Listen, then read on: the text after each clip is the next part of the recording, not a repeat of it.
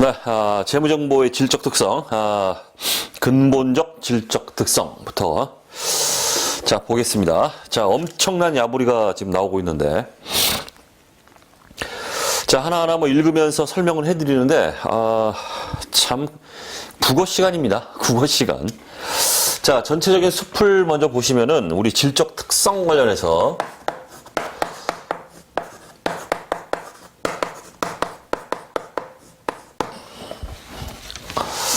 자, 재무정보의 질적 특성. 재무정보는 유용하기 위해서 이러한 특성을 가져야 된다. 그래야만 유용한 것이다.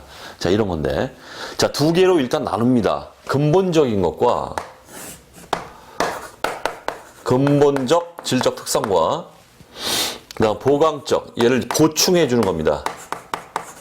보강적 질적 특성 해서 두 개로 일단 나눕니다. 이번 시간은 뭐 근본적 질적 특성 이걸 볼 건데, 자, 이런 근본적 질적 특성은 다시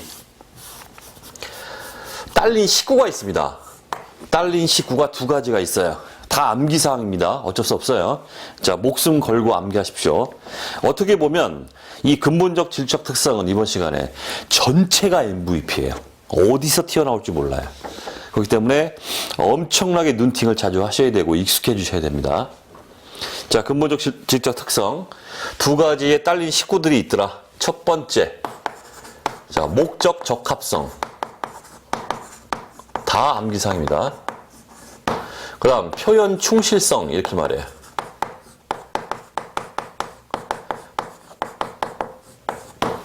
자, 그냥 뭐 우리 조선말 그냥 보기에도 뭐 느낌은 오죠. 정보라는 건 목적 적합하다. 목적에 맞아야 된다. 그 다음 뭔가 서술을 하려면은 충실하게 써라. 충실하게 표현해라. 모든 걸 다 보여줘라. 뭐 이런 것들이죠. 그럴 경우에 정보가 유용한 것이다. 뭐 이런 얘기인데. 자, 암기사항 요거였고, 그 다음 보강적 질적 특성.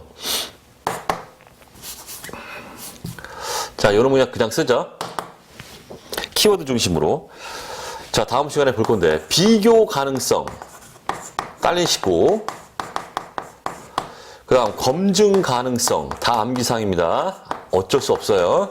목숨 걸고 암기해야 됩니다. 그 다음 적시성. 그 다음 이해 가능성. 자, 이런 식으로 해서 네 가지의 딸린 식구를 가지고 있습니다. 보강적 질적 특성. 자, 그렇다면 제일 먼저 우리가 볼 거는, 자, 우리 객관식 시험에서는 가장 쉽게 나올 때는 다음 중 근본적 질적 특성이 아닌 것은 해가지고, 보강적 질적 특성이 아닌 것은 해서 땅땅땅 주고 요 놈을 바꿔요. 목적 적합성이나 뭐 표현 충실성 뭐 이런 식으로, 아니면 뭐 그 이외의 것. 뭐 실제 나온 뭐 케이스를 보면은 뭐 예를 들어서 예를 볼까요? 우리 객관식에서 이제 신뢰성 막 말을 만들어냅니다. 근본적 질적 특성은 목적 적합성과 신뢰성이다. 이런 식으로 틀려요. 그 다음, 자, 보강적 질적 특성은 비교 가능성, 검증 가능성, 적시성, 요 이해 가능성을 바꿔요. 예를 들어서 뭐 아무거나 막 바꿉니다. 그냥 지 마음이에요. 중립성 뭐 이런 말이 막 들어가요. 말을 막 만들어내는 거죠. 틀려요. 자, 여기서 제일 쉽게 문제가 나오면은 이 타이틀에서 하부 속성이라고 하는 요놈들을 바꿔서 문제가 나올 수 있다. 그렇기 때문에 기본적인 상황입니다. 요거는 기본적으로 암기가 돼 있어야 되겠다. 이런 얘기고. 그 다음, 전체적으로, 자, 이런 질적 특성을 지배하는 제약 요인이 있어요. 제약 요인. 포괄적 제약 요인이라고 해요. 원가다. 이렇게 말합니다. 이런 모든 정보, 질적 특성의 정보의 포괄적인, comprehensive 뭐 이렇게 말하는데, 포괄적인 제약 요인은 원가다. 즉 비용이다. 이런 얘기예요. 이 얘기는 어떤 정보를 생산해내면은 어떤 효익이 있기 때문에, 발생되는 뭔가 얻는 게 있기 때문에 돈 쳐들여서 정보를 만들어낸다. 이런 얘기입니다. 이게 만들어냈더니 뭐 효익이 나오겠죠. 효익이 나와요. 그럼 그 정보를 만들어내는 게 들어간 비용이 있을 겁니다. 그 비용, 원가죠. 이 얘기를 얘기한다 하는 얘기야. 반드시 제약 요인이 원가라는 얘기는 정보를 만들어냈을 때 내가 얻는 이익이 있을 겁니다. 효익이 비용보다는 커야 되겠다 이런 뜻이에요. 극단적으로 원가를 쳐들여가지고 1억을 쳐들여가지고 어떤 정보를 만들어냈습니다. 그런데 얻는 효익이 10원이에요. 이따구 짓을 왜 해야 되느냐? 이럴 경우에는 아예 정보 생산을 안 하는 게 낫겠죠. 그렇죠? 원가는 1억이 들어갔는데 비용이 1억이 들어갔는데 효익이 10원뿐이 안 나와요. 얻는 이익이. 이럴 경우에는 정보를 생산할 필요가 없다. 그렇기 때문에 포괄적인 제약 요인으로서 반드시 그 원가보다는 효익이 커야 정보를 생산하고 하는 유용한 정보가 되는 것이다. 따라서 이런 포괄적인 제약 요인으로 원가 이렇게 자 전체적인 숲이 이렇게 돼 있습니다. 자 이제 하나하나를 이제 다 볼 건데 자 미리 보겠습니다. 자 얘부터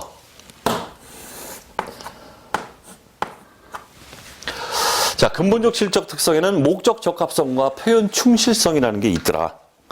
그다음 목적 적합성과 표현 충실성은 또 각각의 딸린 식구가 또 있어요.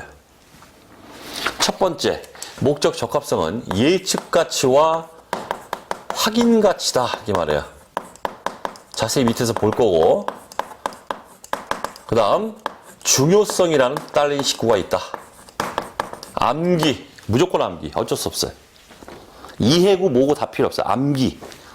딸린 식구는 예측 가치와 확인 가치, 그 다음에 중요성.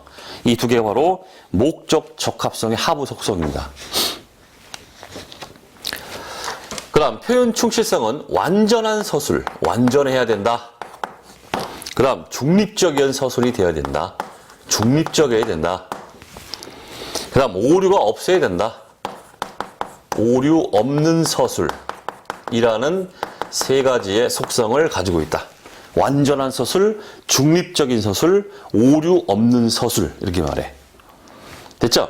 자, 이 전체가 우리 질적 특성, 재무정보의 질적 특성의 전체적인 숲입니다. 최소한 이것만은 반드시 머리에 숙지가 돼야 돼요. 이거는 무조건. 가장 쉽게 나오는 케이스는 말씀드렸듯이 하나하나 바꿔서 내는 겁니다. 그런 건 뭐 그냥 너 먹어라 하고 낼 때 그렇게 내는 거고. 자, 이제 구체적으로 밑에 이제 보도록 하겠습니다. 자, 먼저 개요를 보시면 재무정보가 유용하기 위해서는 다 했죠. 목적 적합해야 하고 나타내고자 하는 바를 충실하게 표현해야 된다. 그 다음 재무정보가 비교 가능하고 검증 가능하며 적시성 있고 이해 가능 시 그 재무정보의 유용성은 보강된다. 보강적 질적 특성이다. 전체 구조가 나와 있고 그 다음 보론. 가볍게 문구 기억하세요. 자, 유용한 재무정보의 질적 특성, 근본적 질적 특성과 보강적 질적 특성은 재무제표에서 제공되는 재무정보뿐만 아니라, 자, 거기서부터가 이제 가끔 언급돼요. 그 밖의 방법, 즉 재무제표 이외의 뭐 보고서나 뭐 이런 것들이 있겠죠. 그 밖의 방법으로 제공되는 재무정보에도 적용이 된다. 우리 말장난 객관식에서 오직 재무제표에만 적용된다 이렇게 하면 틀려요. 그 밖의 방법으로 제공되는 재무정보에도 적용된다. 됐죠? 문구만 기억하시면 되고. 자, 근본적 질적 특성의 첫 번째, 목적 적합성. 자, 당연한 얘기가 박스에 되어 있습니다. 당연한 얘기입니다. 자주 읽으셔야 돼요. 어쩔 수 없습니다. 자, 목적 적합한 재무정보는 이용자들의 의사결정에 차이가 나도록 할 수 있다. 당연한 얘기예요. 그 정보를 이용했을 때, 안 했을 때 차이가 난다. 그 다음 정보는 일부 이용자들이 이를 이용하지 않기로 선택하거나 다른 원천을 통하여 이미 알고 있다 할지라도 의사결정에 차이가 나도록 할 수 있다. 무조건 차이가 난다. 이런 뜻이에요. 정보와 목적 적합한 재무정보. 자, 당연한 얘기 계속 눈팅해 주시고. 자, 하부 속성 두 가지. 예측 가치와 확인 가치. 그 다음 중요성. 구체적인 얘기가 나오고 있습니다. 전체 MVP예요. 아, 전체 MVP 치기는 뭐 그런데 어쨌든 뭐 다 나오니까 그 중에서도 제일 또 MVP가 있습니다. 그것만 또 별도로 말씀드릴게요. 자, 예측가치, 확인가치 먼저 보시면 재무정보에 예측가치, 확인가치 또는 이 둘 모두가 있다면 그 재무정보는 의사결정에 차이가 나도록 할 수 있다. 차이가 나도록 할 수 있다. 차이가 난다. 계속 얘기가 나오고 똑같은 얘기가 나오고 있습니다. 그 다음 이용자들이 미래 결과를 예측하기 위해 사용하는 절차의 투입 요소로 재무정보가 사용될 수 있다면 그 재무정보는 예측가치를 갖는 것이다. 당연한 얘기죠. 당연한 얘기고. 그 다음 재무정보가 과거 평가에 대해 피드백을 제공한다면 즉 과거 평가를 확인하거나 심지어 변경입니다. 변경시킨다면 확인가치를 갖는다. 요건 조금 설명을 좀 드리겠습니다. 자, 예를 들어서 지금 이제 자, 지금 현재인데 현재 미래 자, 현재 입장에서 이제 미래가 있는데 미래 입장에서 보면 지금 현재는 또 뭐예요? 이게 또 과거가 돼요. 과거. 자, 그 이전에 어떤 과거 정보를 이용해서 지금 시점에서 과거의 정보들을 이용해서 지금 현재 미래 시점에서 보면 지금이 과거입니다. 또 현재 시점에서 어떤 예측을 하게 돼요. 예를 들면은 합격할 거다. 합격이라는 예측을 해요. 합격이라는 미래 예측. 미래에 합격할 것이다라는 미래 예측을 합니다. 미래에 갔어요. 갔더니 두 가지가 나타날 수 있겠죠? 진짜 합격을 했어요. 합격을 했습니다. 자, 그러면 당초 과거의 예측, 즉 미래 시점에서 보면 이게 과거이기 때문에 과거의 예측 합격이라고 예측을 했는데 진짜 합격을 했죠. 이게 바로 확인가치, 확인했다 이런 뜻이에요. 미래 예측해서는 합격할 것이다라는 미래 예측, 그거를 확인했다 이런 뜻. 합격했다, 확인했다. 그래서 지금 나오는 게 확인하거나 과거 평가를 확인하거나 그게 이겁니다. 근데 만약에 불합격했어요. 불합격 떨어졌어요. 자, 이럴 경우에는 불합격했죠. 그러면 이걸 피드백이라고 그래. 피드백. 뒤로 거꾸로 돌아간다. 자, 띵가 하고 돌아갔더니 어머, 과거에는 합격이라고 미래 예측을 했습니다. 피드백. 백 뒤로 돌아가 봤더니 그러니까 나는 어떻게 할 거예요, 지금? 다시 돌아와요. 이거 왔다리 갔다리 하는 걸 피드백이라고 합니다. 불합격했어요. 예측을 보니까 합격이래요. 다시 왔어요. 그럼 나는 뭐라고 해야 돼, 미래에 뭐라고 해야 됩니까? 변경을 해야겠죠? 이제 앞으로의 미래는 뭐다? 불합격이다라고 예측을 하게 된다. 이런 뜻이에요. 피드백, 뒤로 갔더니 합격이라고 잘못 예측했구나. 따라서 나는 미래에 불합격이라는 예측을 해야겠구나. 이렇게. 그죠? 당초에 합격이었던 게 이제 추후에는 불합격으로 어떻게? 변경되는 거예요. 변경. 그래서 확인되고 변경되고 전부 뭐다 이게? 확인되든 변경되든 어쨌든 간에 전부 이게 확인가치예요. 확인가치. 뭐 예측가치는 당연히 예측한다 이런 얘기이기 때문에 쉬운 얘기지만 확인가치가 이렇게 확인하거나 변경되거나 이런 모두를 다 포함합니다. 확인가치.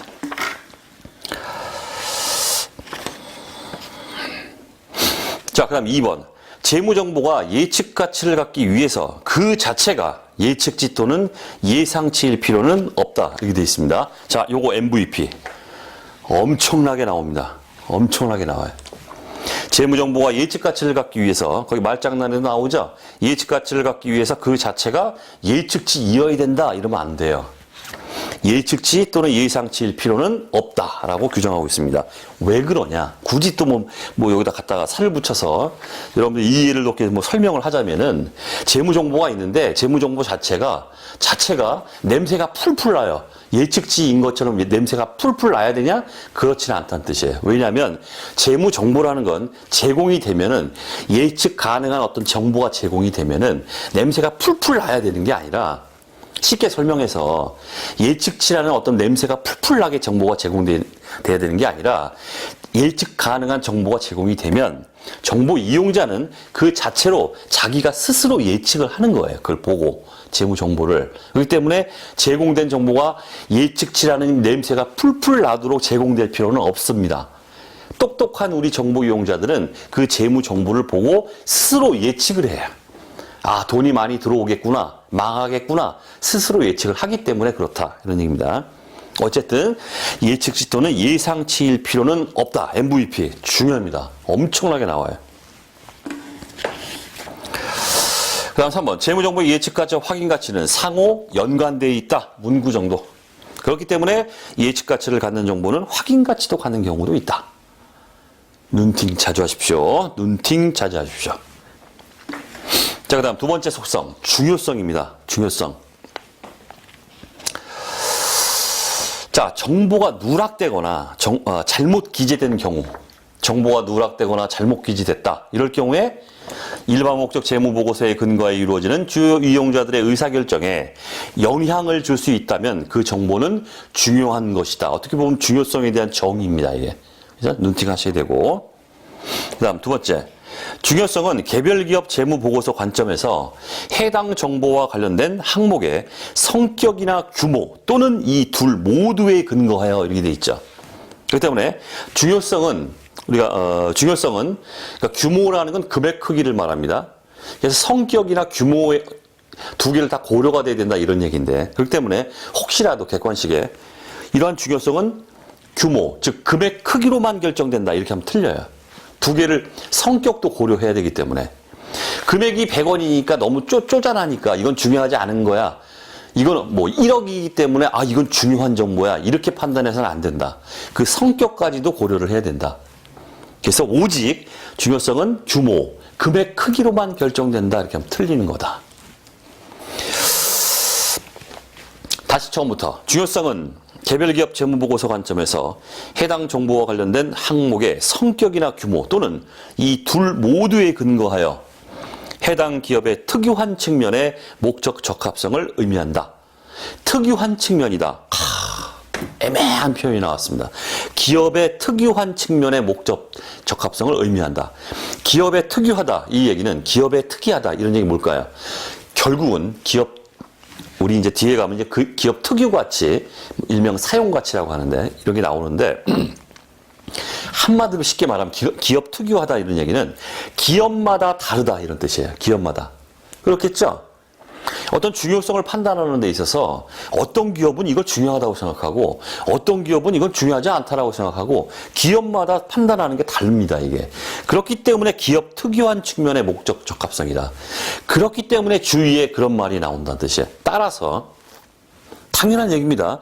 기업 특유, 기업마다 다 다른 거기 때문에 중요성에 대한 판단은 다른 거기 때문에 따라서 회계기준위원회는 중요성에 대한 획일적인 계량 임계치를 정하거나 임계치, 통계학적인 개념입니다. 통계학적, 우리는 알 필요 없어요. 그냥 임계치 그러면 어떤 한계점 이렇게 보시면 돼요. 한계점, 한계, 임계치. 아, 더럽게 어려운 말 썼죠?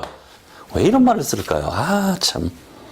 계량 임계치를 어떤 한계점을 정하거나 특정한 상황에서 무엇이 중요한 것인지를 미리 결정할 수 없대요. 왜 그래요? 기업마다 다 다르니까. 중요성에 대한 생각이 기업마다 다 다르기 때문에 회계기준위원회는 이게 중요한 거야, 이게 뭐야 라고 어떤 한계점이나 이런 것들을 정해줄 수가 없어요. 기업마다 다 동일하게 뭔가가 적용된다면 자 이거야 라고 딱 이렇게 임계치, 한계점이나 뭔가를 결정을 해줄 수는 있는데 기업 특유, 기업마다 다 다른 거기 때문에 판단이 중요성은 이렇게 미리 결정해 줄 수 없다. 자, 이 문구도 기억해 주십시오. 미리 결정할 수 없다. 기업. 종종 나와요. 미리 결정할 수 없는 것이다. 특유한 거기 때문에 기업 특유. 그 다음 자, 표현 충실성입니다. 표현 충실성. 다 나왔습니다. 뭐 완전하게 서술해야 된다. 중립적으로 편견을 갖지 말아라. 한쪽으로 치우침 없이 중립적으로 서술해라. 그 다음에 어떤 오류가 당연한 얘기겠죠. 오류가 없어야 된다. 서술에.